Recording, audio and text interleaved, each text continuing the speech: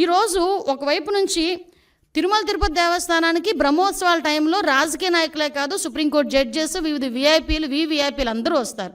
ఆ భద్రత కూడా మాదే బాధ్యత. ఆ భద్రత నేపథ్యంలో మేమందరం కూడా ఎట్టి పరిస్థితుల్లోని శాంతి భద్రతలు విఘాతం కలిగించకూడదని చెప్పి నోటీసులు ఇస్తే దాన్ని ఈ రకంగా మాట్లాడి టాపిక్ని డైవర్ట్ చేయడానికి నోటీసుల వైపు తీసుకొచ్చాడు. ఇతగాడు మళ్ళీ మేమేదో డైవర్షన్ పాలిటిక్స్ చేస్తున్నామని మాట్లాడతాడు.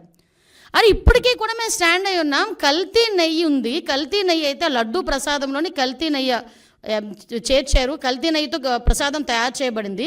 దాని గురించని ముఖ్యమంత్రి హోదాలో ఉన్న చంద్రబాబు నాయుడు గారు కానీ, ఉప ముఖ్యమంత్రి హోదాలో ఉన్న పవన్ కళ్యాణ్ గారు కానీ, లోకేష్ బాబు గారు కానీ మేమందరం మాట్లాడుతున్న ఈ నేపథ్యంలో దాని గురించి మాట్లాడండి అంటే దాని గురించి మాట్లాడకుండా నేను మెట్లు ఎక్కుతాను, ఏంటది దర్శనానికి వెళ్తాను అని చెప్పి డైవర్ట్ చేయడానికి ప్రయత్నం చేసింది నువ్వు. ఈరోజు మళ్ళీ తిరిగి డైవర్షన్ పాలిటిక్స్ అని చెప్పి మా మీద మాట్లాడే పరిస్థితి కనిపిస్తూ ఉంది. ఈ నేపథ్యంలో ఒక గోల్డెన్ వర్డ్ వచ్చింది నిజంగా, లడ్డు నాణ్యత అట, లడ్డు టేస్ట్ అట.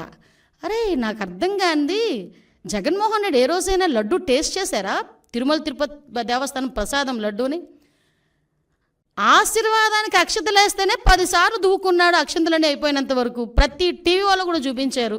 అది ఎక్కడ మండపంలోనే, ఎక్కడ ఆశీర్వాదం ఇచ్చిన ఆ మండపంలోనే ఇంకా సాల్వ్ అయ్యక ముందే అక్షంతలు వేసిన దానికి, ఆ పంతులు అక్షంతలు వేసిన దానికి మనమైతే ఆ అక్షంతలు ఎప్పుడు ఉంటాయా, ఉంటే బాగున్ను, రోజంతా ఉంటే బాగున్ను, ఆశీర్వచనం అనుకొని మనం చక్కగా బయటకు వస్తాం. అక్కడే 10 సార్లు దువ్వాడు ఆ క్రాఫ్ని. దువ్వేసి తీసేసినోడు ప్రసాదం గురించి మాట్లాడుతున్నాడు.